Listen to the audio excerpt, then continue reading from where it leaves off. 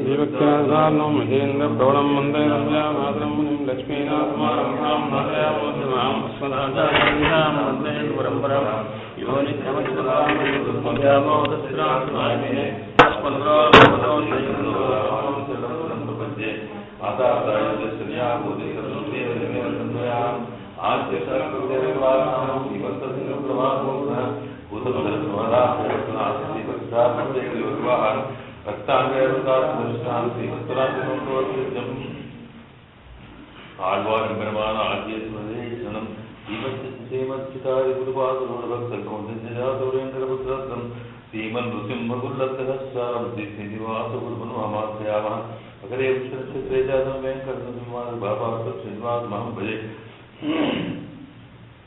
कन्यायाम् उत्तराषाढजातपुरागवन्दनं त्रिगोपादशिष्यं भजे भारद्वाजकुलं भजे श्रीमन्त्रिबन्धुसिंहासनं रागप्राप्तादवर्तचरणां भूयास्योज्जीवनं गन्धाचरितारां सजप्राप्तात् सर्वोदयं श्रीशप्राप्तनिचेतं श्रीरङ्गसूरीं भजे श्रीवच्चिदाग्राजोक्षबोधकौण्डिन्यजातोर्वेङ्कटपुत्रत्नं श्रीमन्नृसिंहकुलतिरोकुर्वन्ममास्यामहं समस्तपरिवाराय सर्वमङ्गलविग्रहाय श्रीकुर्याय श्रीपति नारायण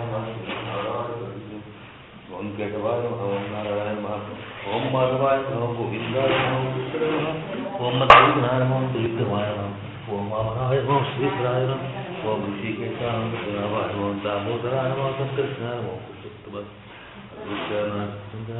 श्री नमः ओम भूदेव्य नमः नीलादेव्य नमः भूदादेव्य नमः समस्त परिवाराय सर्वमंगल विग्रहाय श्रीपुराय नारायणाय नारायणाय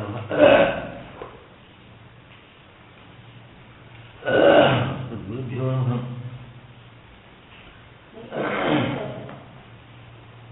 हरि ओम सन्नो मित्रस्य वरुणः सन्नो भवत्वर्यमा सन्न इन्द्रो बृहस्पतिः सन्नो विष्णुरुक्रमः नमो ब्रह्मणे नमस्ते वायो त्वमेव प्रत्यक्षं ब्रह्मासि त्वमेव प्रत्यक्षं ब्रह्म वदिष्यामि ऋतं वदिष्यामि सत्यं वदिष्यामि तन्मावतु तद्वक्तारमवतु अवतु माम् अवतु वक्तारम् ओम शांति शांति शांति हरि ओम सहना भवतु सहनौ भुनक्तु सकवीर्यं करवावहै तेजस्विनावधीतमस्तु मा विद्विषावहै ओम शांति शांति शांति हरि ओम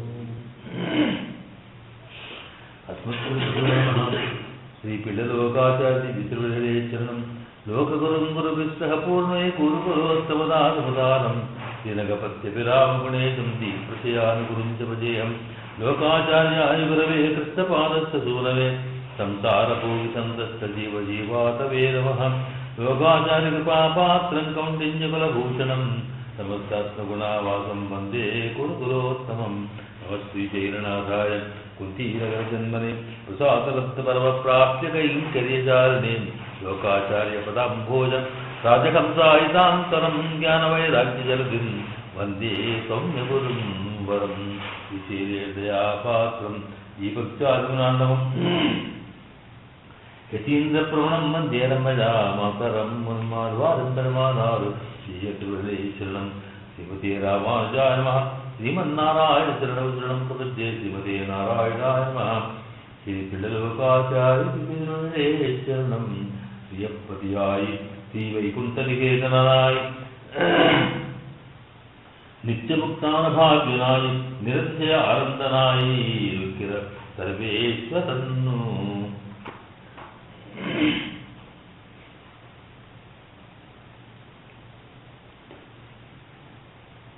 இதில் பூர்வார்த்தத்தாலே அதிகாரத்தையும் அருள் செய்கிறான் உத்தரார்த்தத்தாலே உபாய கிருத்தியத்தை அருள் செய்கிறான் அதிகாரக்கு கிருத்தியமாவது உபாய பரிகிரகமும் அத்தை சாங்கமாக விதிக்கிறான் రాగప్రాప్తమాన ఉపాయంతానే వైధమాలా కడహ పరిగైపన్ పరిగ్రహైకు ఉడరాజిరుక్కుమిదే అదిల్ పూర్వార్థం ఆరుపదం సర్వధర్మాన్.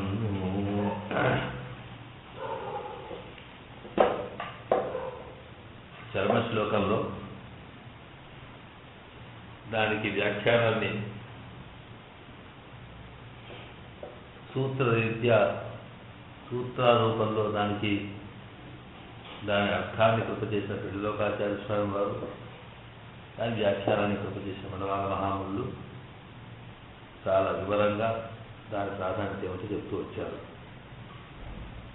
దాని మొదట్లో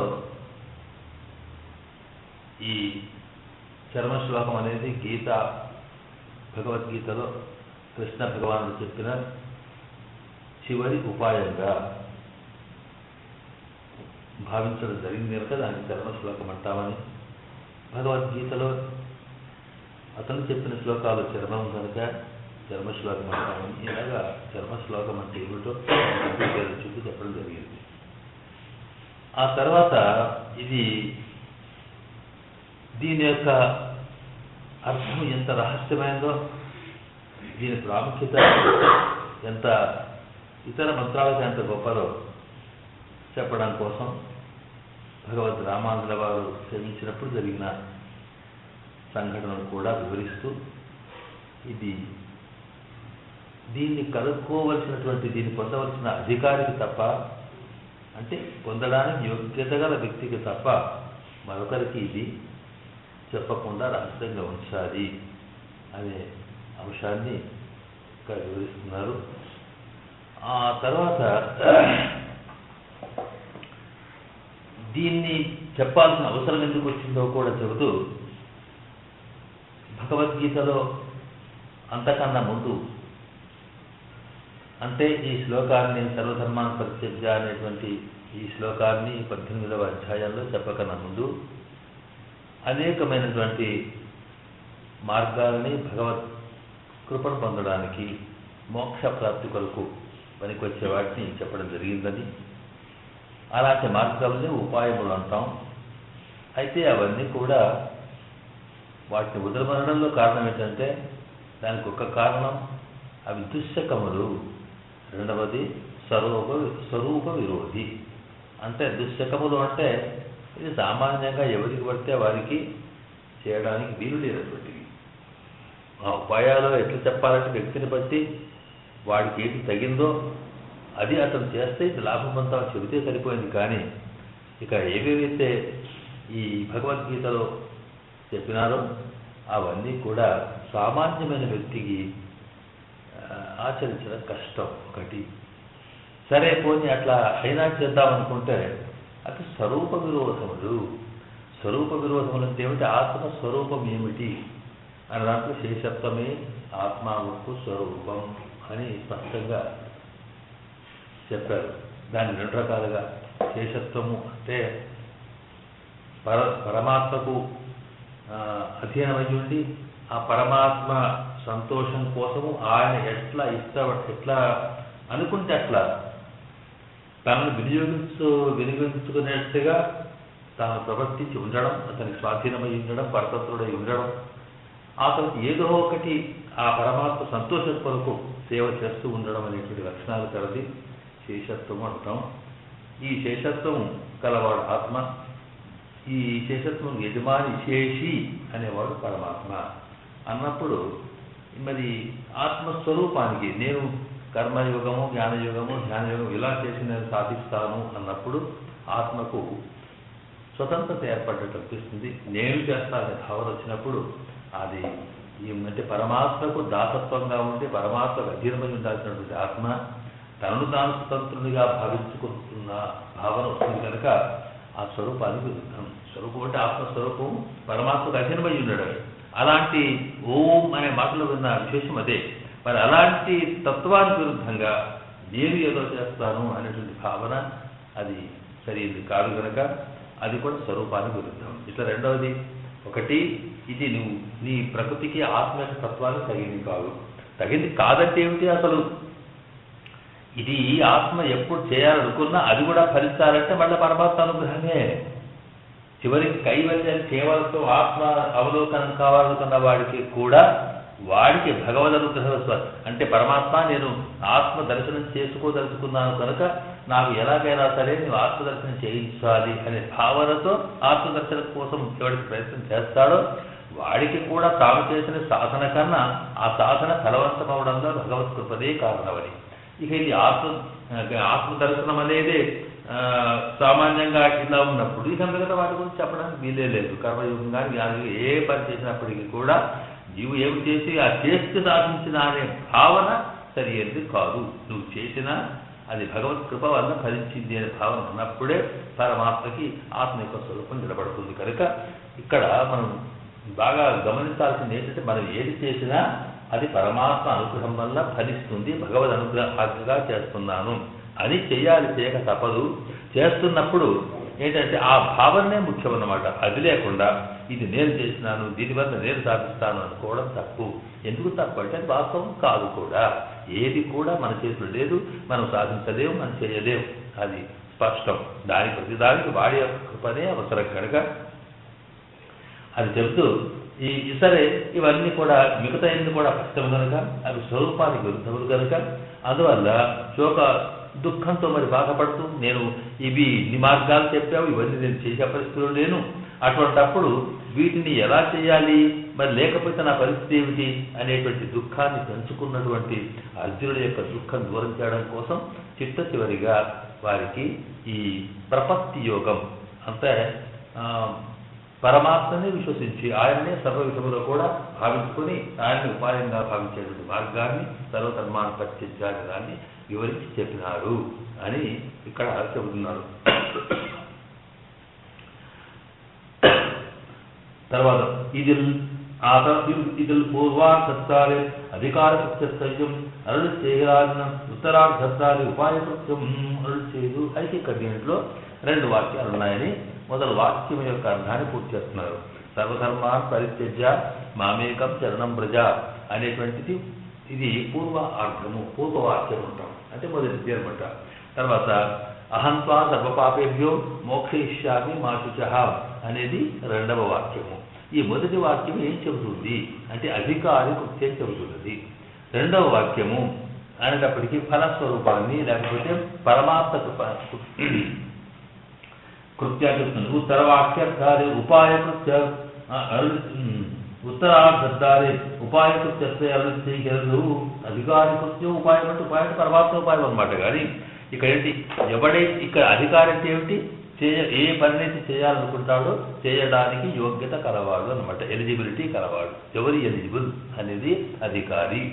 అది ఏది చేయడానికి ఎలిజిబుల్ ఇక్కడ ప్రపత్తి, పరమాత్మ నీవే తప్ప మరొకటి లేదు అని చెప్పి ఆ భగవంతునికి శరణాగతి చేసే అధికారం ఎవరికి ఉంది అనేది మొదటి వాక్యం చెబుతుంది. ఎటువంటి వాడు ప్రపత్తి చేయాలి, ప్రపత్తి చేయటం అంటే ఎట్లా ఉంటుందని రెండవ వాక్యము. తర్వాత తన ఫలాన్ని పొందడానికి కొరకు ఉపాయం ఏమిటి అనేది ఉత్తర వాక్యంలో చెబుతుందని అసలు అనేది దాని వివరంగా ఉన్నప్పుడు మనకు తెలుస్తుంది. అంటే సర్వధర్మాన్ని పట్టించాలి అన్నింటి వదిలేసి నన్నే పట్టుకోన్నప్పుడు ఇక్కడ ప్రపత్తి చేయడం అనే దానికి వదిలేయడం అనేది ప్రధానంగా పెట్టుకొని వీటిని చేయడం అనేది ఇలా చేసేవాడు దీనికి అధికారి. ఎవడధికారి అంటే ప్రపత్తి చేయడానికి ఎవరి అధికారి అంటే అన్ని వదులుకున్నవాడు అధికారి అర్థం. ఇక ఉపాయం ఏమిటి మరి అన్ని వదులుకుంటే మరి బలపరిచి ఎట్లా అవుతుందంటే అహంత్వ సర్వపాపేభ్యో మోక్షయిష్యామి మా శుచః. కనుక నీ దుఃఖ నివృత్తి కోసం నేనున్నాక నేనే నీకు ఉపాయం కనుక నన్ను నమ్ముకోండి రెండవ సంగతి. ఈ రెండు వాక్యాల్లో ఉండే అర్థాన్ని చెప్పి ఆ తర్వాత ఒక్కొక్క మాటకి ఉండే విశేషం చెప్తున్నారు. ఇక్కడ అధికారిత్వ కృత్యమావదు ఉభయ ఉపాయ పరిగ్రహం అత్తై సాంగమా విధికిరాన్ను.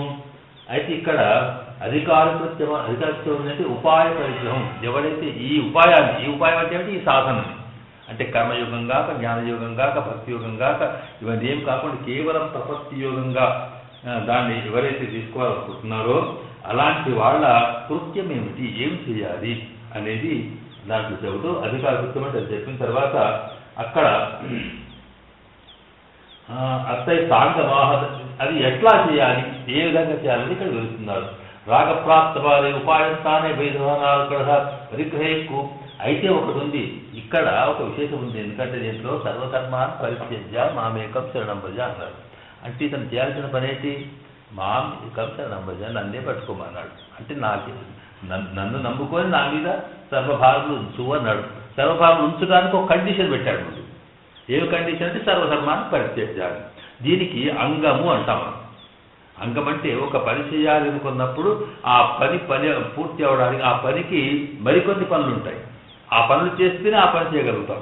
ఏవైతే అంటే ఒక పని చేయడానికి తోడ్పడేటువంటి ఇతర పనులు ఏవైతే ఉంటావో వాటిని అంగములు అంటాం.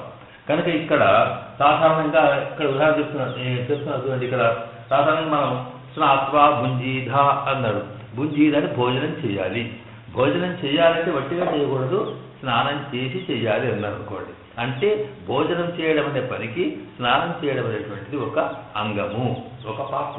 దీని తర్వాత పార్ట్ అండ్ పార్సల్ అది అయితే ఇది చేస్తాము, ఇది అంగం అన్నమాట.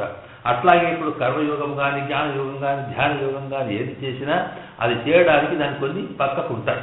సాధారణ మనం పూజ చేస్తాం అనుకోండి, పూజ చేయాలంటే ఎట్లా చేస్తాం? స్నానం చేసే చేయాలి అంటాం. స్నానం చేసే పూజ చేయాలంటే అర్థం ఏంటంటే పూజ చేయడం అనే పనికి అంగం ఏమిటి? స్నానం చేయడం. అలాగా ఈ రకంగా ఈ అనేటప్పుడు ఇక్కడ ఏమంటున్నారంటే అధికారిగా వాడు ఉంటాడో. ఇక్కడ ఇంతకు ముందేమో ద్వయమంత్రములో చెప్పేటప్పుడు శ్రీమన్నారాయణ శరణం ప్రపంచే అన్నప్పుడేమో ఆయన చరణములనే శరణ పెడతాను ప్రపత్తి కానీ ఇక్కడ ఏం వివరిస్తున్నాడు అంటే నీవు ఎవరినైతే ప్రపత్తి చేస్తావో, ఎవరిని పరమాత్మని నమ్ముకొని ఎవరికి ఉంటాడో వాడు ఏం చేయాల్సిందంటే ముందు మిగతా వాటిని వదలాలి. ఎట్లా వదలాలి అంటే వాటికి సంబంధించిన అన్నింటినీ వదలాలి. అంటే దానికి A to Z ఏ రకంగా మనం చేస్తామో కర్మయోగం అని దానికి ఏమి చెప్పాడో అవన్నిటిని వదిలి ఇందులోకి రావాలి అని అర్థం చెప్పాలి అంటూ ఇది పూర్వార్థం. సరే దాని మంది ముందు వివరిస్తారు అనుకోండి. మేము అంతగా క్లియర్గా చేయకపోవడం కారణం ఏంటంటే ముందు వివరిస్తారు వాటిని. దాని మళ్ళీ ఇక్కడ ఇది పూర్వార్థము 6 పదం. దీంట్లో 6 పదాలు ఉన్నాయి. అంటే ఒక్కొక్క పదాన్ని వివరించాలిగా. సర్వధర్మ పరిత్యజ్య మాం ఏకం శరణం వ్రజ. ఇందులో 6. ఈ 6 పదాలని మొదటి దాంట్లో పూర్వార్థం 6 పదం. ఒక్కొక్క పదాన్ని వివరిస్తున్నారు ఇక్కడ.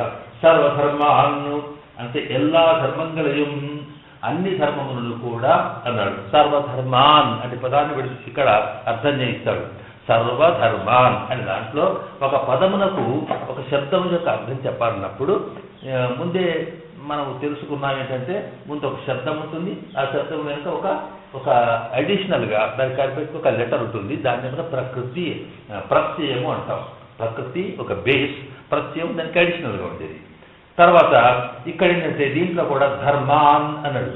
ధర్మ అనేది ఒక శబ్దం, దానికి ధర్మాన్ అనేది బహువచనం. ధర్మములను సంస్కృతంలో రామాన్ ధర్మం ధర్మవు ధర్మాన్ అనేటప్పటికీ ధర్మములను అని అర్థం. ను అనేదేమో ను అనే ద్వితీయ విభక్తి. అది కూడా ఒకటి కాదు, ధర్మములను అని. ధర్మము అంటే ఏమిటి, అసలు ధర్మములు ఎన్ని ఉన్నాయి, అవి ఏమిటి మొత్తము, వాటిని ధర్మములను అని. ఆ తర్వాత మరి ధర్మములు అనేటప్పుడు అన్ని ధర్మాలు రావే వచ్చాయి.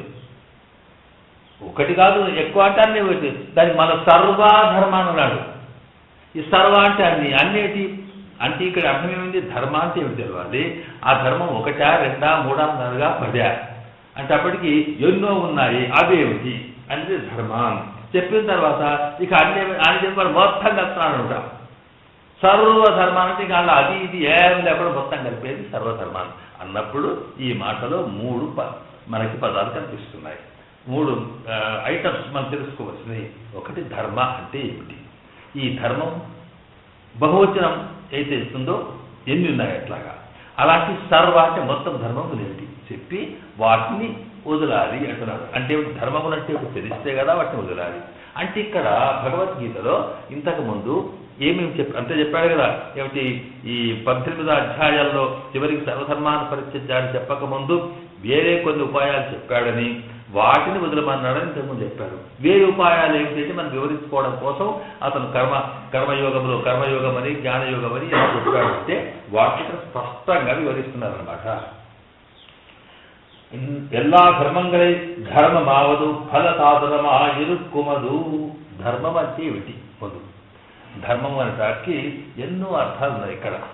ధర్మం అంటే సాధారణంగా ధరతి ఇది ధర్మ అని ఒక మాట ఉంది. మనం ధర్మం చేయబడి ధర్మం ఇది నీ ధర్మం, ఇది వాడి ధర్మం అంటున్నామా, లేక ధర్మమే ముఖ్యమైనదని, ధర్మో రక్షిత రక్షిత ఇలాగ ఎక్కడ అక్కడ ధర్మ ధర్మ ధర్మ అని శబ్దం వాడుతున్నాం మనం. అసలు ధర్మం అంటే దానికి 2-3 రకాల అర్థాలు వస్తాయి. ఒకటేంటంటే ధరతి ఇది ధర్మ. ధరతి అంటే ధరించుతున్నది అని అన్నమాట.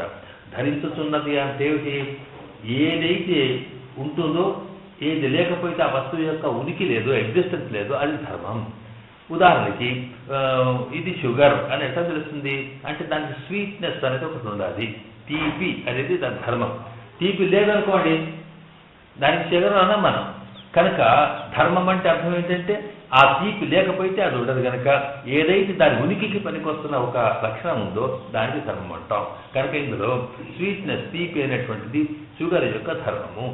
ఇది ఇలాగా ధరించేది ధర్మం అంటే అది ఉంటేనే ఉన్నట్లు లెక్క. అది ఉంటే అంటే తిజగా ఉంటేనే షుగర్ అంటాం, లేకపోతే లేదు. అలాగే ఇది అగ్ని అన్నాం అనుకోండి, ధర్మం ఏమిటిదండి? కాల్చడం. కాలిస్తేనే ఇది అగ్ని అంటాం, లేకపోతే అగ్ని ఉండాలి. అంటే ఏది లేకపోతే దాని ఉనికే లేదో దానికి ధర్మం అంటాము అని ఒక మాట. ఇక రెండవది ధర్మశబ్దానికి మరొక అర్థం ఉన్నది. ధర్మమును చోదనార్థో లక్షణ ధర్మాన్ని వైదిక ధర్మములు అయితే ఉన్నవో, వేదములలో, ఇతిహాసములలో, స్మృతులలో చెప్పిన మాటలు ఇది చెయ్యు, ఇది ఇలా చెయ్యకు అని మన జీవిత విధానాన్ని చెప్పేటువంటి లేక నియమించే మాటలు ఏవైతే ఉన్నాయో అవి ధర్మములు అంటాం. ధర్మములు అనేటప్పటికీ రెండవది అంటే ఏంటి? అదొక నేచర్ని బట్టి ధర్మం ఒకటి. ధర్మం అంటే ఏంటి? ఇదిగో ఇలా చెయ్యాలి.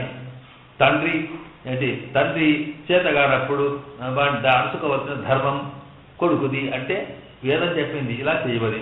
పిల్లలు ఉన్నప్పుడు పిల్లల్ని పోషించవలసిన ధర్మం తండ్రిది అన్నప్పుడు ధర్మము అంటే ఇక్కడ ఏంటంటే సాధారణంగా వాళ్ళు చేయవలసిన పని అన్నమాట ఇక్కడ. కనుక ధర్మం అనే దాన్నే ఇప్పుడు అర్థం చేసుకున్నప్పుడు కర్మ అని కూడా చెప్పచ్చు మనం. కర్మములు అంటే పనులు, అంతేగా. అందువల్ల వేదములు, ఉపనిషత్తులు, తర్వాత స్మృతులు, ఇతిహాసాలు, పురాణాలు అన్నీ కూడా ఈ మానవ జీవితం అది సుగమంగా ఉండడానికో, కాకపోతే అది వాడు ఉత్తమమైన మానవుడిగా తాను ఆచరించవలసినటువంటి కొన్ని కార్యక్రమాల్ని చెబుతాయి, వాక్యాలు చెబుతాయి. ఇలా చెయ్యు, ఇలా చేయకూడదు. విధివాక్యాలు అంటాం. విధి నిషేధం చెప్పే మాటల్లో విధి అంటే ఇలా చెయ్యి, నిషేధం అంటే ఇది వద్దు అని చెప్పేది. కనుక నీవు సత్యం వద ధర్మంచర అన్నాడే, సత్యమే పలుకు, ధర్మంగా నడువు అనేటప్పటికీ ఇలా చెయ్యు, ఇలా చేయి చెప్తుంటే ఇది ఒక ధర్మము అన్నమాట. అట్లాగే ఇది చెయ్యకు, నకలంజం భక్షయేతు, మాంసం తినకూడదు అని అనుకోండి, అంటే ఇది నిషేధ రూపకమైన ధర్మము. ఇలాగా వేదములలో ఒక ఉత్తమమైన మానవ జీవిత లక్షణాలను గడపడానికి కోసము ఏదైతే అక్కడ చెప్పబడినవో ఇది చెయ్యు, ఇది చేయకూడదు, విధి నిషేధపూర్వకమైన వాక్యాలు ఉంటాయే వాటిని ధర్మములు అంటాం అన్నమాట. కనుక ఇక్కడ ఏమైంది? ఇవన్నీ కూడా ఈ రూపంలో, ఈ అర్థంలో ధర్మం ఇక్కడ. ధర్మములు వదులు అంటే అసలు మనిషిగా మానవత్వం అనేది కానీ, అగ్ని తనకుండా వేడిని కానీ వదలడానికి వీల్లేదే. కనుక ఈ వేదములలో కానీ వేటిలో కానీ ఏది చెబుతున్నామో వాటిలో ఇది ఇది ఇది ఇలా చేస్తే నువ్వు ఇలా పొందుతావు. ఉదాహరణకి నేను జ్యోతిష్ఠోమైన స్వర్గకామో చేత, నీవు స్వర్గాన్ని పొందాలనుకుంటున్నావా? ఇక్కడ ఒక యజ్ఞం దాని పేరుంది, దాని పేరు జ్యోతిష్ఠోమం అంటాం. జ్యోతిష్ఠోమం అనే యజ్ఞాన్ని నువ్వు చేసినట్టుంటే తప్పనిసరిగా దాని ఫలితంగా నీకు తర్వాత స్వర్గలోకం ప్రాప్తిస్తుంది అన్నాడు. అంటే స్వర్గలోక ప్రాప్తి అనేటువంటి ఫలం కోసము వాడు ఏం చేయాలి? ఇక్కడ జ్యోతిష్ఠోమం అనేటువంటి హోమం చెయ్యాలి, ఇలా చెయ్యాలి. ఆ చేసేటప్పుడు ఇక్కడ చూడండి, అంగం అంటే ఏమిటో మీకు ఇప్పుడు వివరిస్తాను నేను. ఈ హోమం చేయమన్నాడు. హోమం చేయమన్నప్పుడు ఎట్లా చేయాలి హోమము? అవన్నీ పద్ధతులు ఉంటాయి దానికి, అంతే కదా. ఏదో ఇసుకు తీసుకోవాలి, వీటి తీసుకోవాలి, ఈ ధాన్యంతో హోమం చేయాలి, లేకపోతే నెయ్యి పూసే చెయ్యాలి, ఇవన్నీ చేస్తామే. ఇవన్నీ హోమానికి సంబంధించినటువంటి పార్ట్స్, వాటిని అంగములు అంటాం. కనుక హోమం చేయడం అనేది ఒక కర్మ. దానికి అంగములు ఏమిటి అన్నమాట? హోమానికి సంబంధించిన ధాన్యాన్ని తీసుకురావడం, మంత్రాన్ని చదవడం, ఇంకేదో చేయడం ఉందే వీటిని అంగములు అంటాం. కనుక సాంగమాహ సర్వధర్మాన్ని అనేటప్పటికీ మొత్తము అన్నీ వదులుకోవాలనేటప్పటికీ అంటే అది నువ్వు జవ చేసేది లేదు, హోమం చేసేది లేదు అనే భావం వస్తుంది. అది అవునా కాదని తర్వాత చెప్తాడు అనుకోండి. ఇట్లాగా ధర్మ శబ్దానికి అర్థం ఏంటంటే మనకు స్పష్టంగా కావాల్సింది ఫల సాధనమాయ రుక్కుమదు. ఏదైతే ఒక ఫలాన్ని కోరి మనం చేస్తామో, ఫలాన్ని సాధించాలని ప్రయత్నం చేస్తామో, ఆ ఫలాన్ని సాధించడానికి మనము చేసేటువంటి ఏ పని అయితే ఉంటుందో దాన్ని ధర్మం అంటాం. ఇక ఇప్పుడు ఎందుకంటే మనకి ఇంకా ఏదైనా సరే వచ్చి లడ్డు తినాలని అనుకోండి, దానికోసం మనం చేసే వట్టాపనంతా కూడా ధర్మము అన్నమాట. కనుక ఇక్కడ ధర్మం అంటే అయితే ఇది బట్టి ప్రతి పని ధర్మం కాదు. ఇది సామాన్యంగా నీతి శాస్త్రాలు చెప్పే ధర్మం కాకుండా ఉపనిషత్తుల్లో, వేదాల్లో, లేకపోతే వేదముల యొక్క వివరణ ఇతిహాసములు కనుక, అవి వాటి వివరణ పురాణములు కనుక, శృతి స్మృతి ఇతిహాస పురాణాలలో ఏవేవైతే చెప్పినారో ఆ రకంగా ఏవైతే చేస్తామో వాటిని ధర్మములు అంటాం. ఆ వాటిని అనేసి మనం పట్టించుకోకుండా ఇక్కడ తపస్యే అన్నిటికన్నా గొప్పదనుకోవాలంటాడు. ఎట్లాగా ఇది ఏమవుతుందంటే మనం విన్నా కొద్ది డౌట్స్ పెరిగి పెరిగి పెరిగి ఎక్కడో దాన్ని క్లియర్ చేస్తాడు. ఇక్కడ ఎల్లా ధర్మంగళయం ధర్మ బాబదు ఫలసాధనమాయురుక్కుమదు ఇంగు చొల్లిగిన ధర్మశబ్దం. చూడండి ఇక్కడ ఇంగు చొల్లిగిన ధర్మశబ్దం దృష్ట ఫలసాధనంగళై చొల్లుగయ్యంద్రికే మోక్ష ఫల సాధనంగళై చొల్లిగిరదు. ఇక్కడ చెప్పేటువంటి ధర్మం అనేది ఉన్నాయే, ఆ ధర్మానికి చెప్పే పనులున్నాయే, దీంట్లో ఫలములు 2 రకాలు. ఫల సాధనం ఒక ఫలాన్ని పొందాలనుకున్నప్పుడు మనం చేసే పనికి ధర్మం అని పేరు అయిపోయింది. ఆ తర్వాత దానికి మనం కర్మ, మనం చేసే పని అనుకోండి, స్పష్టమవుతుంది. ఆ తర్వాత ఈ ఫలము 2 రకాలు ఉంటుంది, దృష్ట ఫలము, అదృష్ట ఫలం అని. దృష్ట ఫలం అంటే ఏమిటి? మనకు కనిపించే ఫలం. అదృష్ట ఫలం అంటే మనకు కనిపించని ఫలం. అంటే ఏమిటి? ఉదాహరణకి వీడిలో కష్టపడి దున్నాడు, పంట పండించాడు అనుకోండి, ఆ పంట కనిపిస్తుంది వాడికి, ఇది దృష్ట ఫలం అనమాట. ఇక అదృష్టం అంటే కనిపించని ఫలం ఉంటుంది ఒకటి. ఇది కనిపించని, ఇప్పుడు నీవు యజ్ఞం చేస్తే ఏదో స్వర్గం వస్తుంది అని నీకు తెలుస్తుందా? వస్తుంది అంటే నమ్మకం ఉన్నట్టు లేదు తప్ప, వీడు పోయినాక అక్కడ వస్తుందా లేదు, మరి అక్కడ వస్తుందా లేదు, వీడికి అదేమి తెలియదు కనుక అవి అదృష్ట ఫలాలు. అదృష్టం అంటే కనుకనే నా అదృష్టం అంటే నీవెన్నడో చేసుకున్న కర్మానికి నీకు తెలియకుండా వచ్చే ఫలానికి అదృష్టం అని పేరు. లక్క చేసేది ఇది ఎట్లా వచ్చిందంటే లక్కే అనేది ఎప్పుడు ఉండదు, అన్లెస్ యు డూ ఎనీథింగ్. ఎప్పటికీ కూడా ఒక కర్మ చేస్తేనే ఫలితం తప్ప నీకు ఏం లేకుండా కూర్చుని ఇచ్చినోడు ఎక్కడా ఉండడు. మనకు కావాలనుకుంటే ఏదన్నా ఒక మంచి మన ఇంట్లో ఒక మంచి చెట్టును పెట్టుకోలేదు, ఆయనగా చెట్టును పెడితే శుభ్రంగా పెరగవచ్చు, మనం పండవచ్చు. లేదా అనుకోకుండా గింజ పడుతుంది, ఎక్కడను పడైనా సరే ఎక్కడ గింజ ఎక్కడిది, నువ్వు ఎప్పుడు పారేస్తే పడి ఉంటుంది, కానీ లేకపోతే లేదు. కనుక మనం తెలియకుండా చేసే కర్మలకి జరిగే ఫలితాన్ని మనం అనుభవిస్తున్నప్పుడు ఇదేదో మనం చేయలేదే, మనకి ఎట్లా వస్తుంది అనుకుంటాం, కానీ ఎప్పుడు చేసిన ఫలితం అనమాట. కానీ ఆ ఫలం ఎలాంటి అదృష్టం. కనుక ఇక్కడ కూడా మనకు దృష్ట ఫలం, అదృష్ట ఫలంలో ఉన్నప్పుడు ఇక్కడ దృష్ట ఫలానికి సంబంధించినటువంటి సాధనాలు చేయవద్దడం లేదు. ఇక్కడ చూడండి స్పష్టంగా మనకేంటంటే ఏదో రకంగా ఏదో కావాలనుకున్నాడు వాడికి, ఇక్కడ రోగం పోవాలనుకున్నప్పుడు డాక్టర్ దగ్గరికి పోవద్దు, దేవుడిని నమ్ముకుని కూర్చుంది అని అంటారు లేదు ఇక్కడ. అలాగే నీవేం సాధించాలనుకున్నా, ఆర్థికంగా బాగా కావాలనుకున్నావు అనుకో, నువ్వు కష్టపడి పనిచేయకు అని అర్థం కాదు ఇక్కడ. కనుక ఇవి ఎప్పుడు అంటే అదృష్ట ఫలాన్ని, అదృష్టం కనిపించకుండా ఫలం ఏమిటి? మోక్షం, భగవత్ ప్రాప్తి, భగవద్ అనుగ్రహం. అది జరగాల్సిన సందర్భం ఉన్నప్పుడు మాత్రమే నీకు వీటివి అంటే ఏమిటి, ఇవన్నీ నీకు కనిపించే ఫలితాలు ఇస్తాయేమో, కానీ వాస్తవానికి నీకు భగవత్ కృప రావడం ఏదైతే ఉందో అది మాత్రం వాడి వల్లే వస్తుంది, కనుక వాడి కృపతోటే వస్తుంది. ఇది అర్థం చేసుకోవాలి ఇక్కడ. కనుక ఇక్కడ అన్నిటి వదలమంటే అర్థం ఏంటంటే, వదలమంటే ఉపాయ బుద్ధి ముందు చెప్తాడు. వదలమంటే ఇలా చేయకుండా వదలమని కాదు, ఇవన్నిటి వల్ల నేను ఏదో సాధిస్తాను, ఇవే ఉపాయం, అంటే వీటి ద్వారానే నాకు వస్తుందనే భావనను వదులుకో. ఇది ఇక్కడ వదులుకోవడం అంటే అర్థం ఇది. పోయే చేస్తాడు, నేను 1,00,000 పూజ చేస్తాను, నువ్వు ఒకవేళ 1,00,000 పుష్పార్చన చేసినావు అనుకో, 1,00,000 పుష్పార్చన చేస్తే నీకు మంచి సంతానం కలుగుతుంది అన్నాడు ఎవడు. అంటే 1,00,000 పుష్పార్చన అనుకోకుండా కలిగితే ఏంటంటే 1,00,000 పుష్పార్చన వల్ల కలుగుతుంది కాదు, చేసిన వాడికి కలుగు, చేయకుండా కూడా వాడి యొక్క అనుగ్రహంతో కలగవచ్చు. కనుక నీవు చేసేటువంటి ఒక సాధన ఉంది, ఆ సాధన ద్వారా నేను ఇది సాధిస్తాను అనుకోకుండా ఆ సాధన ప్లేస్లో పరమాత్మ యొక్క అనుగ్రహం పెట్టుకోండి. ఇది ప్రపంచుడికి ఉండే తేడా. ఒట్టివాడికేమో కర్మయోగి అంటే కర్మ చేసి ఫలితాలు సాధిస్తారనుకుంటాడు, జ్ఞానయోగి అంటే జ్ఞానము ద్వారా ఫలితాలు సాధిస్తారనుకుంటాడు, భక్తి యోగం అంటే భక్తి చేసి నేను సాధిస్తారనుకుంటాడు, ప్రపత్తి చేసేవాడు అంటే నేను ఏది చేసుకుని అదంతా పరమాత్మని భారం చేసి చేస్తా ఆయన్నే ఇస్తారనుకుంటాడు అనమాట. ఇది అందువల్ల ప్రపన్నుడైన వాడు ఉన్నాడు. ముఖ్యంగా మోక్షాధన అంశం వచ్చినప్పటికీ దాన్ని భగవంతుడి మీదనే విశ్వాసం ఉంచి నువ్వు చేస్తే వస్తుంది తప్ప ఇది ఉచిగా వచ్చేది కదా. మామేవజే ప్రపంచంతే మాయామేతాం తరచే దొరికే భగవంతుడు చెప్పేది ఇప్పుడు ఇవన్నీ నీ వల్ల వచ్చేదిగా పోయేది కావాలి. అది చెప్పడం కోసం ఇక్కడ ఫలసాధనం ఆలోచన ఇంకుశుల ధర్మశత్వం దృష్ట ఫలసాధనం సులగా అందుకే మోక్ష ఫలసాధన చెల్లిగలరు అని అవైధా అంటే ఈ ధర్మములు ఏమిటి ఎట్లా వస్తాయంటే నేను చెప్పాను కదా. స్మృతి విహితాయి ఫలవాయు ఇక్కడ ధర్మానన్నదే ఇక్కడ వివరిస్తాడు. ధర్మం అంటే ఒక ఫలాన్ని సాధించడానికి పనికొచ్చేటువంటి సాధన అని. ఆ ఫలం ఏమిటి? 2 రకాలు. ఒకటి మనం సాధారణంగా లోకల్లో మనకు కనిపిస్తున్న ఫలం, దానికే భగవద్ అనుగ్రహం ఉన్నా నీ కృషి ఫలించవచ్చు. ఇక రెండవది ఏంటంటే అదృష్ట ఫలం, అంటే పరమాత్మను నీకు ఈ లోకం కనిపించకుండా నీ వెంబడి ఉండేటువంటి ఒక తత్వం అయితే ఉందో దానివల్ల కలిగే మోక్షాది ఫలం ఉంటున్నాయో దాన్ని అదృష్ట ఫలం అంటాము. ఇక్కడ సర్వధర్మములు వదులు అర్థంలో దేనికి అర్థం అంటే నీవు చేసే పనులు కాదు, ఈ పనుల వల్ల మీరు మోక్ష సాధిస్తారని ఇస్తారు. ఏంటి అంటే ఇక్కడ నేను భక్తి చేసే లేకపోతే 1000 తపస్సు చేసేది భగవంతుడు సాక్షాత్కరించుకుంటాను అన్నావే, అది చేసేది కాదు అని చెప్పడం అనమాట. అయినప్పుడు ఇక ధర్మ అంటే ఏమిటో చెప్పాము. ఆ ధర్మాన్ని అంటే ఏమిటి?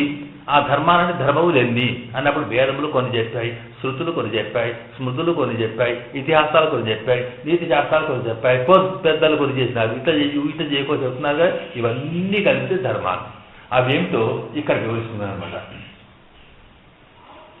అవయ్యావన కర్మ జ్ఞాన భక్తి యోగం గలు కర్మయోగం, జ్ఞానయోగం, భక్తి యోగం ఇవన్నీ. ఆ తర్వాత అవతారహస్య జ్ఞానం, పురుషోత్తమ విజయం, దేశవాసం, తిరునామ సంకీర్తనం, తిరువెళికేర్కై, తిరువాలయకై తొలత్తమాన ఉపాయ బుద్ధ్యాజయవేణు అంటే కర్మ జ్ఞాన అనేది భక్తులే కాకుండా అవతార రహస్య జ్ఞానం అని, ఆ తర్వాత పురుషోత్తమ విద్య అని, తర్వాత తీర్థయాత్ర చేయడం, నామస్మరణ చేయడం, తిరువెళికి ఏదో దీపాలు ముట్టించడం, ఆ తర్వాత మాలలు కట్టుడు, ఇవన్నీ ఉన్నాయే. ఇవన్నిటిని నువ్వు సాధనలుగా భావించాల్సిన అవసరం లేదు. ఎంత మళ్ళీ అసలు నెమ్మది వచ్చేది దీపం పెట్టకు, ధూపం పెట్టకు, పువ్వులు లేవు, మాలలు లేవు, లేవంటే ఈ 20 పైగా ఎక్కడికి మళ్ళీ మనకి ఇంక ఇది ఎంత వచ్చి కూడా అనిపిస్తుంది. ఏ పని కూడా అక్కడ అంటే ఇది ఎందుకు చెప్తున్నానంటే ఇక్కడ భగవద్గీతలో అంతకుముందు అప్పుడప్పుడు వారు చెప్పారు ఇక్కడ. ఎందుకంటే సాధారణంగా నీకు కర్మయోగం వల్ల కర్మయోగంతో నీకు అనేక రకాల ముక్తి వస్తుంది, లేక జ్ఞానయోగం వల్ల వస్తుంది, భక్తి అని చెప్పాడు కనుక ఆ విశేషాలకు తెలుస్తుంది. కర్మణైవకి సంసిద్ధి ఆస్తిదాహ జనక ఆదయ లోక సంగ్రహమేవాపి సంపశ్చన్ కర్తుమర్హసి. ఇక్కడ మనకి భగవద్గీత 3వ అధ్యాయంలో చెప్తాడు కర్మని అర్జున వాడు అతనేంటి వాడికి ముందు వాడు యుద్ధ విజయాన్ని అన్నాడు. వాడు యుద్ధం చేయాలన్నాడు కనుక వాడికి ముందేంటి యుద్ధం చేసేట్టు చేయాలి. వాడు యుద్ధం చేయాలంటే వాడు ఏమంటున్నాడంటే యుద్ధం చేస్తాను, చచ్చిపోతాను, నేను నరకంపోతున్నాను, ఇంకే అవుతాను, నాకు మరి సంసార బంధాలు పడతాను అనే ప్రశ్న వస్తే అట్లా కాదయ్యా, దీనివల్లనే నీకు అవుతుంది. ముందు వాడిని మెంటల్గా తయారు చేయాలి కదా. కర్మనే ఇది కర్మ చేస్తేనే బాగా అవుతుంది. దానికి ఒక ఎగ్జాంపుల్ చెప్పినాడు. జనకాదయ కర్మనే వాడి సంసిద్ధిం ఆశ్రితా జనకాదయ. జనక మహారాజుల వాళ్ళంతా కూడా వాళ్ళు ఇలాంటి రాజులే, చక్రవర్తులే, వాళ్ళంతా కూడా మంచి మోక్ష ప్రాప్తి కలిగింది వాళ్ళకి. దేనివల్ల తెలుసా?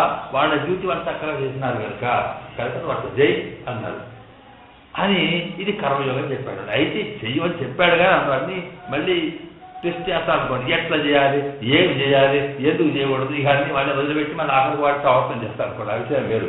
అట్లాగా అక్కడ కర్మయోగాన్ని గురించి చెప్పి ఆ సాధనం అట్లాగే జ్ఞానం సర్వకర్మాచలం పార్థ జ్ఞానే పరిసమాప్యతే నహి జ్ఞానేన సదృశం పవిత్ర విహవిద్యతే అని మళ్ళీ భగవద్గీతలోనే జ్ఞానాగ్ని సర్వకర్మాణి భస్వసాత్కృతే అర్జున అని చెప్పి ఇదిగో అన్ని కర్మలన్నీ జ్ఞానంలోనే పోతాయి. కనుక ఆ జ్ఞానం తెలిసిందంటే జ్ఞానం అనేది ఒక అగ్ని లాంటిది. నీ విలువలు చేసిన పాపాలన్నీ పోతాయి. ఆ జ్ఞానం వల్ల నీకేంటంటే నీ చిత్తశుద్ధి జరుగుతుంది. ఇంకేదో జరుగుతుంది. ఆ జ్ఞానంతో సమానమైన పవిత్రమైన వస్తువు కొట్టలేదు బొమ్మన్నాడు. ఇది జ్ఞానిలోకి చెప్పేటప్పుడు ఇప్పుడు ఏమైంది మళ్ళాగా ఆయన కూడా ఎవడు ఏ రోడ్డు ముందర ఆ పాట పాడిన పరిస్థితి అయిపోయాయి. అక్కడైతే కర్మగా మంచిది, అదే మంచిది, జ్ఞానం ఇదే వచ్చిపోమన్నాడు. అంటే అప్పటికి ఇద్దరికి ఉదాహరిస్తున్నారు. ఇక్కడ జ్ఞానం గురించి వారు అట్లేదయ్యా అని చెప్పేస్తున్నాడు. చెప్పేటప్పటికి అహో జ్ఞానయోగం వల్ల మోక్షం వస్తుంది ఏమో అనుకుంటే మనం అనుకునేటప్పటికి మరొకతో ఏం చేస్తున్నాడు, భక్త్యాదు అనన్యయా శక్య అహమేవం విధో అర్జున. అర్జున నీకు భక్తి తప్ప మరొకటి నేర్పమన్నాడు. నిజంగా ఈయన సత్యధర్మం నిజంగా మాట్లాడుతున్నా అబద్ధాలు మాట్లాడుతున్నా మనకు అర్థం కాదు. భక్త్యాచరణ్యా శక్య అహం నీ ఇట్ట కల్పించాలని భక్తే, నీ కర్మవతి కాదు, జ్ఞానవతి కాదు. ఒకటి చెప్పే ఒకటి చేయమని ఇట్లా చేయమని చెప్పి మనది మనకి రాకుమారు ఒకటి అని. ఆ తర్వాత భక్తి మీద సంగతి చెప్పావు. చెప్పిన తర్వాత సరే ఆ భక్తిలో కూడా ఏం చెప్తాను, ఎట్లా చేయాలి చెప్తూ మన్మనాభవ మద్భక్త మద్యాజి మాం నమస్కురు మామే వేసింది. అట్లా చేస్తే వస్తుంది. ఏం చేయాలి తెలుసా నువ్వు మన్మనం, ఇంకా భక్తి అంటే కాదు, మన్మనాభవ నీ మనసు ఉందే, మనసును కూడా పెట్టుకోక నాదే నా గురించి అది మన్మనాభవ మద్భక్త. ఇంకోటి మనసులో పెట్టుకోవడానికి కారణం ఒకటి ఉంది. ఊరికే పరమాత్మ గురించి మనసులో పెట్టుకుంటే అది భక్తి స్వామి స్వామి వేరు మాట. కానీ ఆ మనసులో పెట్టుకొని రెండు రకాలు కావచ్చు. కంసుడికి కూడా మనసులో ఉండే కృష్ణుడు, అప్పుడు కూడా వీడు కృష్ణుడు అంటే ఏంటి, వీడు ఎక్కడున్నాడో ఎప్పుడు తప్పుడో ఏమవుతుందో అనుకోండి బాధతోటి కంసా భయాత్ కంస అని భయం వల్ల మనసులో ఉన్నాడు. కానీ అది భక్తి కాదట.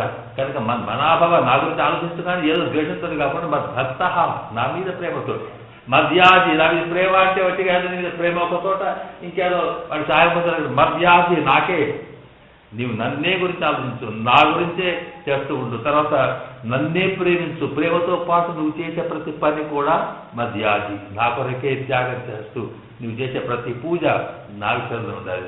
అలా చేసిన తర్వాత ఇన్ని చేస్తా కూడా చివరికి మాం నమస్కురు, నమస్కారం పడి చేసావు, పూజ నాకు, పువ్వు నాకు, నమస్కారం పడి అవి కూడా నాకే అంటే అర్థమేంటి, మనస వాచ కర్మన సర్వవిధములకు కూడా నాకే అంకితమైన ఉన్నావు అని భక్తి. అప్పుడు నువ్వు నా దగ్గరికి వస్తామన్నా. ఇది భక్తి యొక్క గొప్పతనం చెప్పిన తర్వాత అట్లయితే భక్తి ఆడ మంచిది అనుకుంటుంది. అంటే అప్పటికి చిత్త చివరికి ఏమవుతాయంటే ఆ తర్వాత అవతార రహస్య జ్ఞానము. ఆ తర్వాత అక్కడేం చెప్పాడు, అవతార రహస్యం అంటే ఇక్కడ 4వ అధ్యాయానికి వచ్చినప్పటికీ ఆ భగవద్గీతలో కృష్ణుడు ఎందుకు పరమాత్మ ఎందుకు అవతరిస్తాడు ఈ లోకల్లో, పరిత్రాణాయ సాధూనాం వినాశాయ దుష్కృతాం ధర్మ సంస్థాపనాన్ని వ్రాతలు పెట్టి నేను ఎట్లా వస్తాను, ఎందుకు వస్తాను, ఏం వస్తాను, ఎప్పుడెప్పుడు వస్తాను, నా అవతారం రహస్యం ఏమిటి, తర్వాత నేను సాధారణంగా ఏ రకమైనటువంటి మనిషిగా కనిపించినా వస్తువుగా కనిపించిన ఏ రకమైన రూపం ఉన్నా ప్రకృతి స్వామధిష్టాయ సంభవం ఎక్కడున్నా నా పరిస్థితి నాకే. మత్స్యావతారం అంటే అన్ని చేపలకి కాదు, ఇది కేవలం నా తత్వం భగవతత్వం అనేది రూపము అది కావచ్చు, కానీ నాకుండే నేచర్ పోయేది కాదు. మనిషిగా పుట్టినంతే ఏదైనా అంతే నా ఇష్టం వచ్చిన చోట అవతరిస్తాను. పెద్ద కథ చెప్పాడు, పెద్ద అది అవతార రహస్య జ్ఞానం అంటాం. ఇదంతా చెప్పామన్నాడు. అని జన్మ కర్మ చమే దివ్యం ఏవం యో వేత్తి తత్వతః త్యక్త్వా దేహం పునర్జన్మనైతి మామేతి.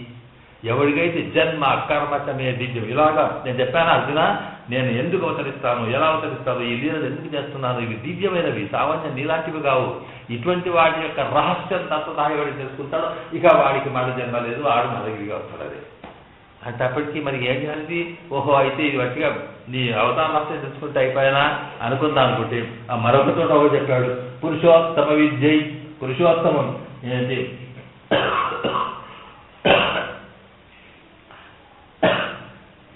పురుషోత్తమ విద్య అంటే పురుషోత్తమ ప్రాప్తి యోగం అని 15వ అధ్యాయం. ఆ పురుషోత్తమ అంటే ఈ ఆత్మ పరమాత్మని ఎట్లా పొందొచ్చు అనే దానికి అక్కడ 10 శ్లోకాల్లో వివరించి చెప్పాడు. అక్కడ ఆ దాన్ని పురుషోత్తమ విద్య అంటాం. విద్య అంటే ఉపాసన, పరమాత్మను ఎట్లా పొందాలి, ఏది విడిచిపెట్టాలి, ఎట్లా ధ్యానం చేయాలి, ఏం చేస్తే వస్తుంది. అక్కడ ఉంటుంది నన్నే ఇట్లా ఎవరైతే చేస్తాడు, ఎందుకంటే నేను పురుషోత్తమ స్వన్య అని ఏదో ఈ జీవాత్మగాని ముక్తాత్మగా నేను వేరే వాడిని కనుక నన్నే ఎవడైతే చేస్తాడో అట్లా చేసిన వాడికే మోక్షం పొందాలి.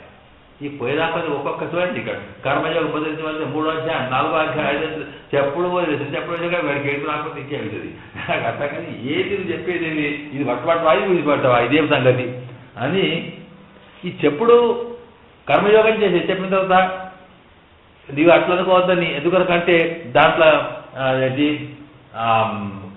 కర్మ వల్ల ఏంటి కర్మణ్యేవ అధికారస్తే మా ఫలేషు కరాచన నీకు కర్మ మీద పని నీకు ఫలం మీద పని లేదు ఇదేంటి నువ్వు పని చేయమంటావు దానికి ఫలం వద్దంటావు అని అట్లా మా కర్మ ఫల హేతులు పోవు నేను చేస్తున్నా అనుకోకు అట్లా మాతే సంగోష్ట కర్మని అట్లా నువ్వు పని చేసి పని చేయవద్దు అంటే ఏం చేయాలి చేయాలా వద్దా ఏం చేయాలి దొరికే సంగతి ఇదంతా మొత్తం కన్ఫ్యూజన్ చేసి వాడిని ఏడు తెప్పించి ఆఖరకు ఇప్పుడు వాడు ఏం చేసినాడు చిత్త చివరికి నువ్వు నక్కలాగే మొదలెట్టలేదు చివరికి ఏంటంటే ఇవన్నీ ఎందుకు నిలబడుకో ఇప్పుడు ఏం చేస్తానండి ఎవరి దగ్గర పోయితే ఏదో సార్ పని కావాలనుకుంటే ఏ కాయన గీత అడగదు ఈ పని చేయాలి అన్ని చెప్తారు చెప్పేసి అదిగా అంటే మరి పోలే మరి అటెండ్ చేస్తారు అన్న పరిస్థితికి వచ్చి ఇవన్నీ చెప్పాడు పురుషోత్తమ విద్య ఆ తర్వాత పురుషోత్తమ విద్య దేశవాసం ఇంకా దేశవాసం తీర్థయాత్రలు కర్మయోగం అంటే మన దృష్టిలో అర్థం ఏంటంటే ఎక్కడెక్కడ భగవత్ సంబంధం ఉన్నదో అక్కడ తీర్థయాత్రలు చేయడం తర్వాత అక్కడ ఏదో దానాలు చేయడం ధర్మాలు చేయడం ఇది కూడా అదవుతుంది చెప్తారు అక్కడ దీనివల్ల నీకు ఫలితం వస్తుంది నువ్వేం నాతో సంబంధం పెట్టుకుంటే చాలు నీకు మోక్షం వస్తుంది పొమ్మని మన తర్వాత ఇక్కడ అట్లా నామ సంకీర్తన అయితే మొత్తం సత సంకీర్తయంతో మాం ఎటంత దృఢృత నా నామస్వామి నామస్వామి మించింది మరొకటి లేదు అసలు పరమాత్మ ఏంటి పరమాత్మ కన్నా నామమే గొప్పది పొమ్మని ఆ తర్వాత ఆయన లేకున్నా సరే నామం పనిచేస్తే రోజువాడు చెప్పి అవన్నీ చెప్పి ఇక తర్వాత ఇవన్నీ కర్మయోగాలు కర్మయోగం అంటే మనం చేసే పనులు పరమాత్మకి అంకితం అయ్యేట్టుగా పరమాత్మకు సంబంధం కలిగేట్టుగా చేసే ప్రతి పనికి కర్మయోగం అంటాం ఇక్కడ ఏమిటి ఇక్కడ చేసేటువంటి తీర్థయాత్రలు కానీ నామ సంకీర్తన కానీ తిరువళిక్కెరుకై దీపాలు పుట్టించుడు ఇవన్నీ ఎందుకంటే దీపం వల్ల దీపం జ్యోతి పరబ్రహ్మ దీపస్వరూపం దాటి దీపం వల్ల మోక్షం వస్తుంది అట్లా చెప్పి మళ్ళీ ఇప్పుడు వద్దంటున్నాడు తిరుమాలయ్యడు కై అలాగా పుష్పాలు పత్రం పుష్పం ఫలంతో ఇది చెప్పాడు అక్కడ వాటిని మాలలుగా కడితే ఇంకా సంతోషం ఇన్ని చెప్పి ఇవన్నీ చేసి మళ్ళీ ఆ చివరికి సర్వధర్మం ఇవి ధర్మము అంటే ఇది ఫలము సాధించడానికి చేసే పని ఏమిటి ఫలం ఇక్కడ మోక్షం అనేటువంటిది భగవత్ కృప భగవద్ అనుభవం అనేటువంటి దాని ఫలాన్ని ఆ ఫలాన్ని సాధించాలనుకుంటే సాధించే పనికి వచ్చే ధర్మం ఏది అంటే కర్మయోగమా జ్ఞానయోగమా భక్తి యోగమా ధ్యాన యోగమా లేకపోతే ఇంకేదో అవతార రహస్య జ్ఞానమా ఏదో మరి దీపమా ధూపము జ్యోతి పూజ తీరా మరి ఏమిటి అంటే ఇవన్నీ చెప్పి ఉపాయం చేసి ఈ ధర్మాన్ అంటే వీటినన్నిటి సర్వధర్మములు ఇవన్నీ లెక్క పెట్టేమాట ధర్మం అంటే చెప్పి ధర్మములు ఎక్కువ ఉన్నాయని దానికి కారణం ఏంటి అంటే వేదములు కొన్ని ధర్మాలు చెప్పినాయి స్మృతులు కొన్ని ధర్మాలు చెప్పాయి భగవద్గీత కొన్ని ధర్మాలు చెప్పింది అలాగే ఇంకేదో పురాణాలు కొన్ని ధర్మాలు చెప్పినాయి ఇవన్నీ ధర్మములు ఆ ధర్మముల్లో ఏం చెప్పినాయో ఇవన్నీ చెప్పి ఇలాంటి అన్నిటి ఒక్కటి అయితే అప్పటికి ఇక్కడ ఏమవుతుంది తిరుమాల సులక్కమాన ఉపాయ బుద్ధ్యాశయ్యమవయం ఈ మొదలగునవన్నీ ఇవి ఏమిటంటే ఉపాయ బుద్ధ్య ఇక్కడ తమాషా వీటిని అనేది వదలడం కాదు ఇవి మోక్ష ప్రాప్తికి ఉపాయములు అనే బుద్ధి ఏదైతే ఉందో దాన్ని వదులుకో వీడు నావాడు వీడి చేస్తాడు వీడి చేస్తాడు అంటావే వాడిని వదులుకోడు కాదు వాడు చేస్తాడనే సంగతిని వదులుకో సాధారణంగా మనం కన్న తల్లిదండ్రులు పిల్లల్ని పోషిస్తారు చిన్నతనంలో వాడికి ఏదైతే ఇస్తారు చదివిస్తారు తిండి పెడతారు వాడు పెరుగుతుంటే చదువుకు ఎడ్యుకేషన్ వాడికి ఎన్నో కష్టాలు పెడతారు పెట్టేటప్పుడు ఏముంటుంది ఆలోచన వీడు పెరిగితే నాకు ముదలవాడినే కాక నాకు చేస్తాడని బుద్ధి ఉంటుంది అడిగి కదా అని పని మానుకుంటున్నామా కనుక కర్మ చెయ్యు కానీ ఇది వీడికి నాకు పెద్ద మనిషి అయినాక నాకేదో వీడికి వస్తుంది ఉపాయం అనేటువంటి బుద్ధి మనకి రాదు కనుకనే ఇప్పుడు నువ్వు అన్ని కర్మలు చేయకపోతే ఎందుకు చెప్పాడు శాస్త్రం కనుక నువ్వు కర్మ అంటే చూపించాడే ఇక్కడ ఏంటి అవతారం రాస్తే పురుషోత్తం దీపాలు పుట్టి ఇదుపాలు పుట్టి జాలి అవన్నీ చేయ కానీ ఇవి మాత్రం ఇవి చేస్తేనే నాకు భగవంతుని యొక్క అనుగ్రహం కలుగుతుంది మోక్షం వస్తుంది అనేటువంటి ఉపాయం బుద్ధి వదిలే మరి ఎందుకు చేస్తావు ముందు చెప్తాడు మనకి క్లియర్ డౌట్స్ అని క్లియర్ చేస్తాడు అక్కడ ఎందుకంటే లేనప్పుడు ఇవన్నీ ఎందుకు అనేది కనుక ఉపాయ బుద్ధి దీని అసలు ముఖ్యం ఏంటంటే దాని గురించినటువంటి ఆలోచన భావం, ఇది నావాడు నాది అన్నట్టుగా దీంతో నేను ఇది అయితే దాని ఉపాయంగా వాటిని సాధనాలుగా భావించరు. మరి ఏంటి సాధనం? పరమాత్మనే సాధనం, వాడే ఉపాయం. వాడే ఉపాయం అంటే అన్నీ చేయాలి అనే కనుక ఎన్ని చేస్తున్నా సార్ మీరే చేయాల్సింది అనడం తప్ప మరొకటి లేదు ఇక్కడ. ఇది ప్రపన్నుడు చేసే పని అని. ఆ తర్వాత అబ్బో సాధన విశేషంగా అనుష్ఠిక విడத்தில் அவர் యోగ్యతాపాలకంగా నిత్యకర్మంగా లైసొల్లిగలదు. కనుక ఇవన్నీ కూడా ఇవి చేయడానికి నిత్య కర్మలు ఉంటాయి కదా. కనుక ఈ నిత్య కర్మలు అంటే ఏమిటి? రోజు చేసే సంధ్యావందనం, ఇంకేమో చెప్పము తప్ప జపం లేదు.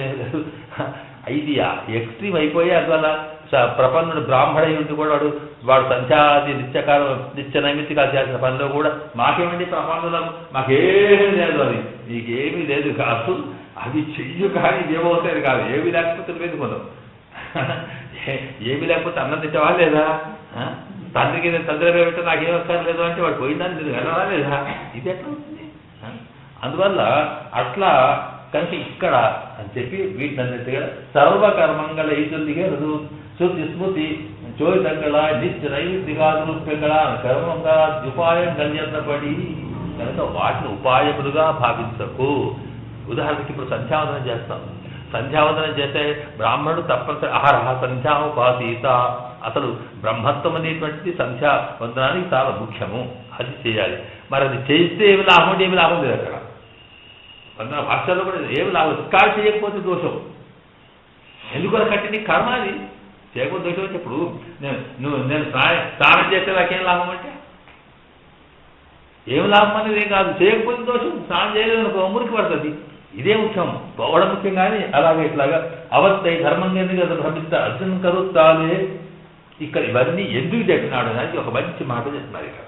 ఇప్పుడు ఏంటంటే ఇంతసేపు చెప్పి ఇవన్నీ వద్దని ఎందుకన్నారంటే ఇవన్నీ కూడా కర్మయోగమో జ్ఞానయోగమో భక్తి యోగమో ఇవి చెబుతూ ఉంటే ఇవే సాధిస్తాయోనో అనుకునేటువంటి భ్రమ ఉంది అర్జునుడికి, అది తొలగించడానికే చెప్తున్నారు.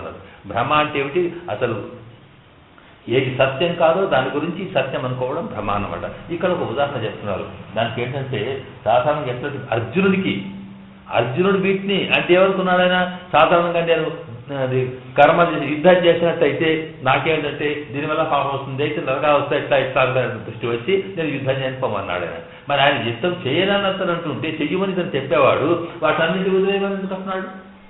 అంటే ఈ యుద్ధం వల్ల ఇలా చేస్తే నాకు నరకం వస్తుంది, ఇలా చేస్తే నాకు అదేంటి స్వర్గం వస్తుంది, అయ్యో నాకు మోక్షం వస్తుందో లేదో అని భావం ఉన్నప్పుడు నీవు దీనివల్ల నరకం లేదు, నీకు మోక్షం లేదు, అన్ని నేనే, నా ఇష్టం ఉంటే నరకానికి పంపిస్తా, నా ఇష్టం ఉంటే నేను స్వర్గానికి పంపిస్తా అనే దృష్టి చెప్పడం కోసం ఈ వీటి మీద శాసనాలుగా భావించేవాడు చాలా మంది ఉంటాం కదా. ఇప్పుడు మనం చేస్తాం సత్యావసరం చేసినట్టుంటే ఏదో కథలను చెప్పేవాళ్ళు చెప్పేవాళ్ళు ఈ కథ ఆ కథ ఏదో కావాల్సినప్పటికీ అది చేస్తుంది. చేసేటప్పుడు ఏంటంటే అది భగవత్ ప్రీతి, వాడు సత్యనారాయణ స్వరూపుడు ఉన్న పరమాత్మ యొక్క దీని సంతోషం కొరకు వాడి అనుగ్రహం కోసం స్వామి నేను పూజ చేస్తున్నాను అనుకోవడం వేరు.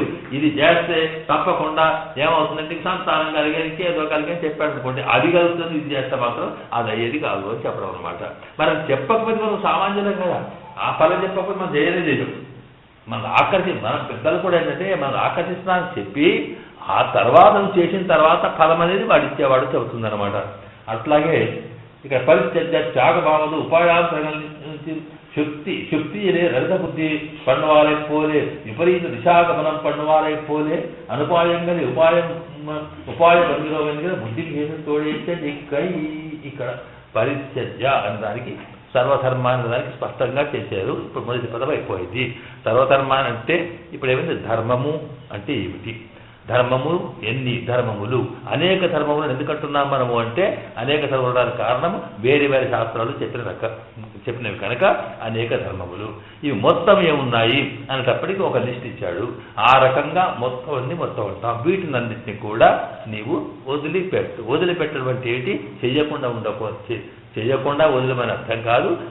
వాటి వల్ల నాకేదో సాధిస్తాననుకోకు. ఆ సాధన కూడా ఏమిటి? ఈ సాధించే ఫలితం రెండు రకాలు.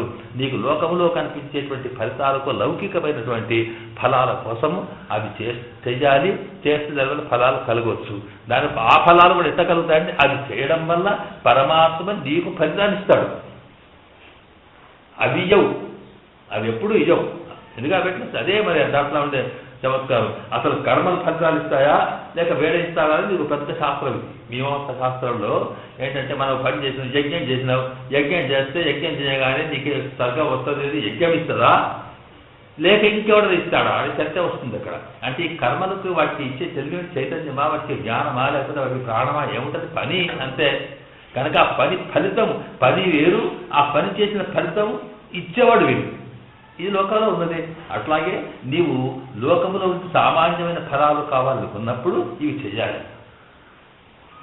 అవి చేస్తూ చేయడం వల్ల ఏమవుతుందని చేసేటప్పుడు ఏమిటంటే పరమాత్మ నే ఇచ్చేవాడు కనుక వాడికి సంతోషం కలిగి ఇవ్వడం కోసం వాడు చేస్తున్న శాస్త్రాంగ పద్ధతిగా నేను చేస్తున్నాను అంటే నువ్వు చేస్తూ ఉంటే వాడికి సంతోషం కలిగి నీకు ఫలితాన్ని ఇస్తాడు. ఇది దృష్టఫలం. ఇక అదృష్టఫలం అంటే సామాన్యంగా మోక్ష ప్రాప్తి అనే దానికైతే ఉందో ఇవన్నిటి వల్ల ఒక్కొక్క లాభం అవుతుంది. ఉదాహరణకి కర్మయోగం చేసావు అనుకో, కర్మయోగం మనకు పనులు చేయడం వల్ల నీకు ఉండేటువంటి ముందు ఏంటంటే మానసికమైన శుద్ధి ఏర్పడుతుంది.